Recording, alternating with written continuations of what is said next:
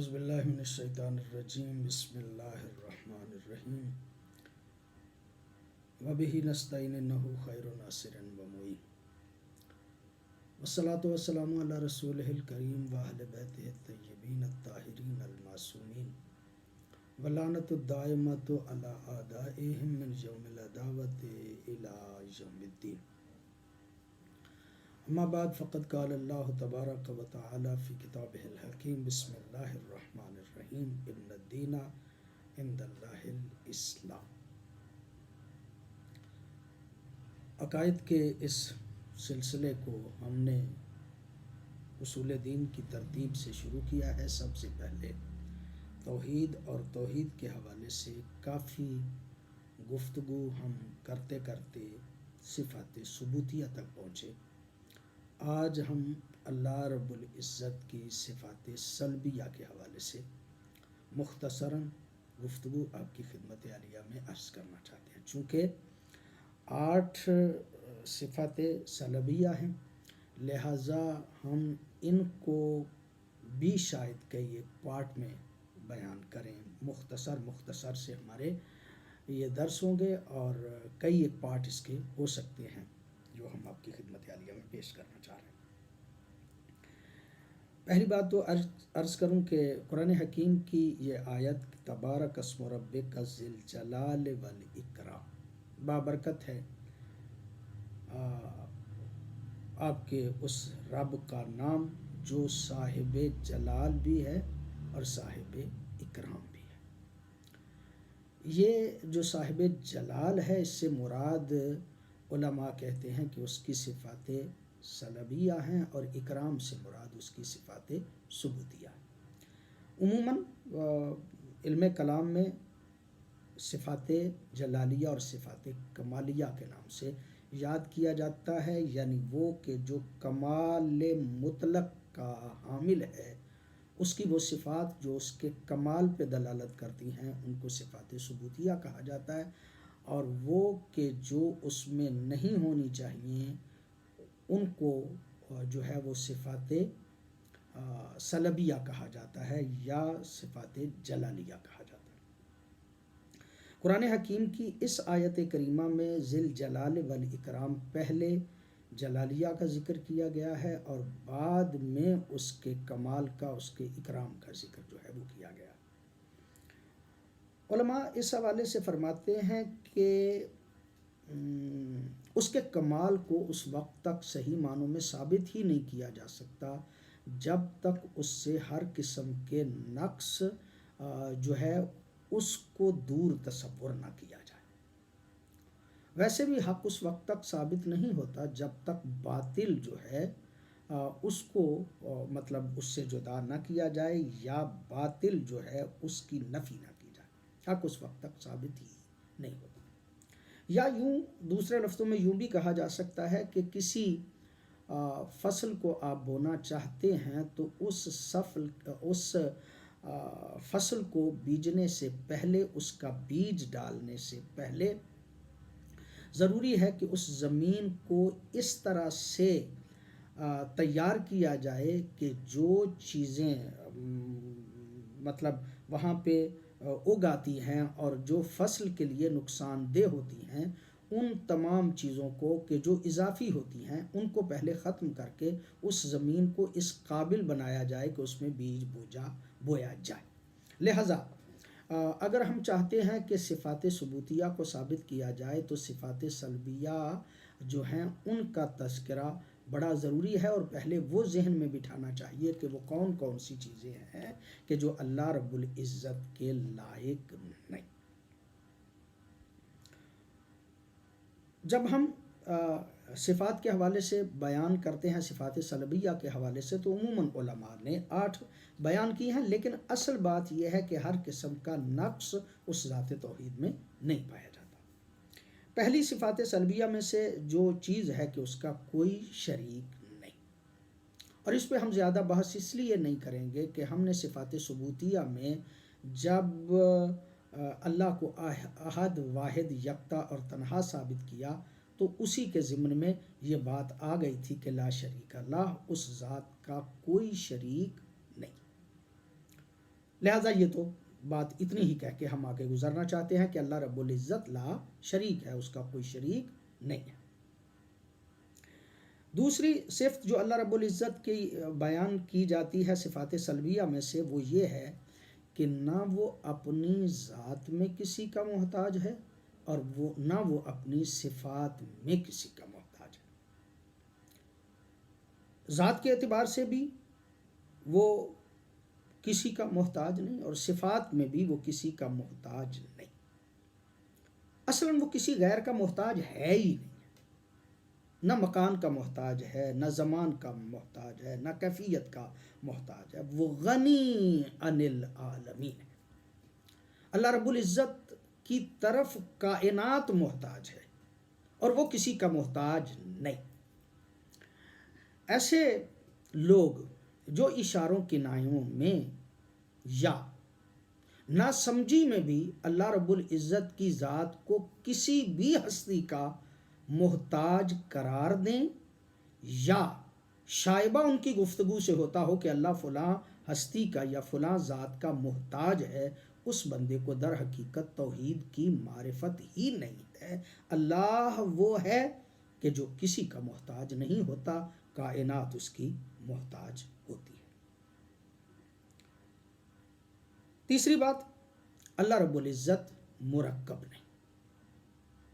اور جب ہم کہتے ہیں کہ اللہ رب العزت مرکب نہیں، تو اس کا مطلب یہ ہے کہ وہ اجزائے خارجیہ سے بھی مرکب نہیں۔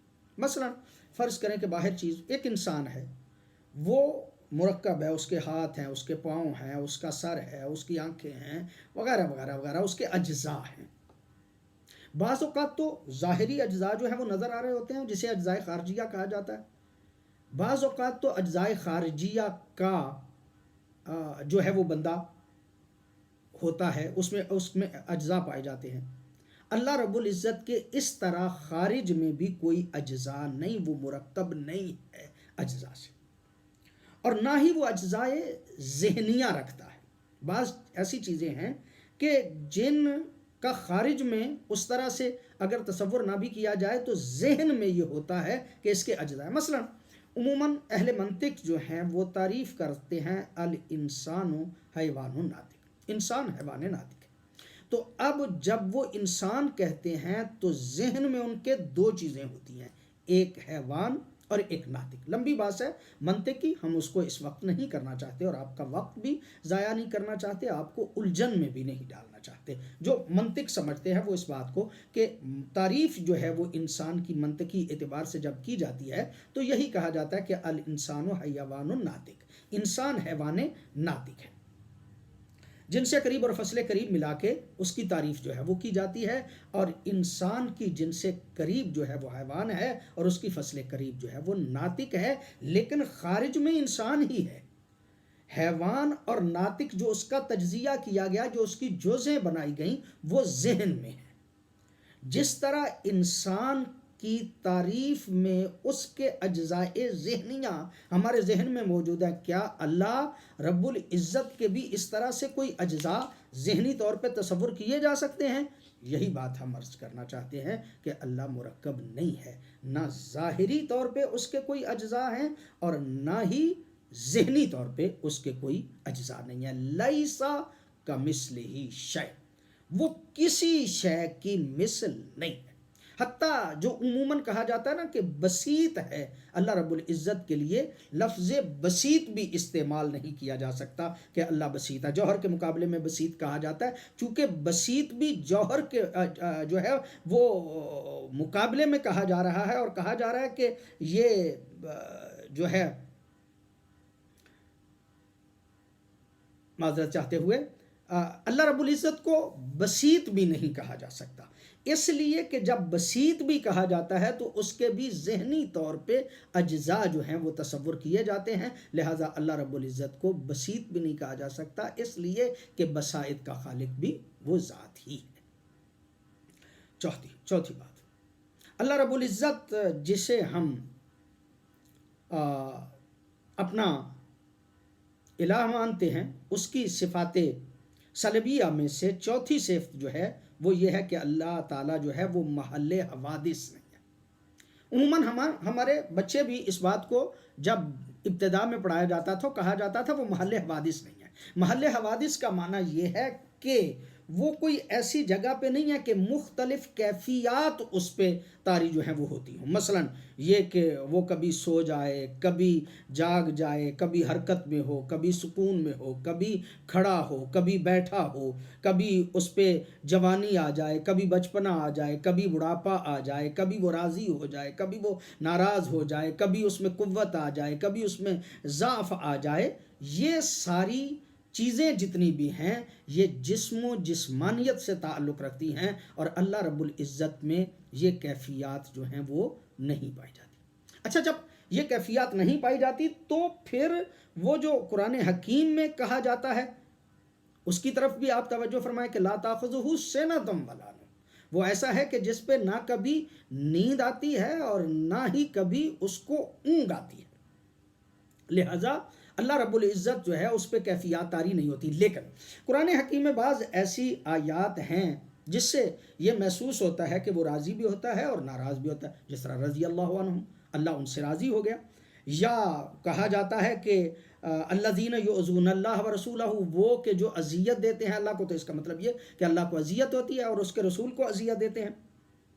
ید اللہ فوق ایدیہم، اور ان کے اوپر اللہ کا ہاتھ ہے، وغیرہ وغیرہ. وہ ایسی روایات جو ہیں وہ کافی جو ہیں وہ پیش کی جاتی ہیں اور پیش کی جائیں گی. آپ بھی اس بات کو کہہ سکتے ہیں کہ یہ آیات تو ہیں کہ جس میں اللہ کی رضا کے بارے میں بھی ذکر ہے، اللہ کی ناراضگی کے بارے میں بھی ذکر ہے. تو اصل میں علماء نے اس کا دو جواب دیے ہیں. ایک تو یہ جواب ہے کہ اللہ رب العزت محل حوادث تو نہیں، اس پہ مختلف کیفیات تو طاری نہیں ہوتی، لیکن اس کی رضا اور ناراضگی کا تعلق ابتدا سے نہیں بلکہ نتیجے سے ہے. یعنی اللہ راضی ہوتا ہے اور ناراض ہوتا ہے، اس کا مطلب یہ کہ اگر اس کی اطاعت کی جائے تو آخرت میں وہ جنت دے گا، اس کو رضا کہا جاتا ہے. اور اگر کوئی بندہ اس کی نافرمانی کرتا ہے تو آخرت کو وہ جہنم میں جائے گا، اسے سزا ملے گی. یعنی نتیجے کے طور پہ بندوں کے اعمال کو دیکھتے ہوئے بندوں کو جو ہے وہ جنت و جہنم میں بھیجنا، اسی کو اس کی رضا اور اسی کو اس کی ناراضگی کہا جاتا ہے. ایک تو جواب جو ہے وہ علماء نے اس حوالے سے یہ دیا ہے. اور دوسرا جواب جو ہے وہ دیا ہے کہ کچھ ہستیاں ایسی ہیں کہ جن ہستیوں کی رضا کو اللہ اپنی رضا قرار دیتا ہے، اور کچھ ہستیاں ایسی ہیں جن کی اطاعت کو اللہ اپنی اطاعت قرار دیتا ہے، جن کی ناراضگی کو اپنی ناراضگی قرار دیتا ہے. اسی لیے اس نے کہا کہ من یطع الرسول فقد اطاع اللہ، جس نے رسول کی اطاعت کی اس نے اللہ کی اطاعت کی. والذین یبایعونک انما یبایعون اللہ ید اللہ فوق ایدیہم. جب تم بیعت کرتے ہو، اور جو بیعت کرتے ہیں اے رسول آپ کی، وہ آپ کی بیعت نہیں کرتے بلکہ اللہ کی بیعت کرتے ہیں، اور اللہ کا ہاتھ ان کے اوپر ہوتا ہے. اور پھر احادیث میں تو یہ چیزیں جو ہیں وہ مختلف حوالوں سے موجود ہیں. جناب سیدہ کے حوالے سے پیغمبر گرامی نے بھی ارشاد فرمایا تھا کہ فاطمہ تو بضعۃ منی من آذاہا فقد آذانی. فاطمہ میرا ٹکڑا ہے، جس نے اسے اذیت دی اس نے مجھے اذیت دی، اور جس نے مجھے اذیت دی اس نے اللہ کو اذیت دی. اس کا مطلب یہ ہے کہ اس کے خاص بندے ایسے ہیں کہ جن کی رضا کو اس کی رضا سمجھا جاتا ہے اور ان کی خوشی کو اس کی خوشی تصور کیا جاتا ہے. آج کے پروگرام سے محمد عسکر یزدانی کو اجازت دیجیے. انشاءاللہ ہم جو ہے وہ صفات سلبیہ کو کئی پارٹ میں عرض کریں گے. اس کے بعد والے دروس جو ہیں وہ بھی انتہائی اہم ہوں گے، ان کی طرف توجہ بھی آپ کی انتہائی ضروری ہے. آج کے پروگرام سے محمد عسکر یزدانی کو اجازت دیجیے. السلام علیکم ورحمۃ اللہ وبرکاتہ.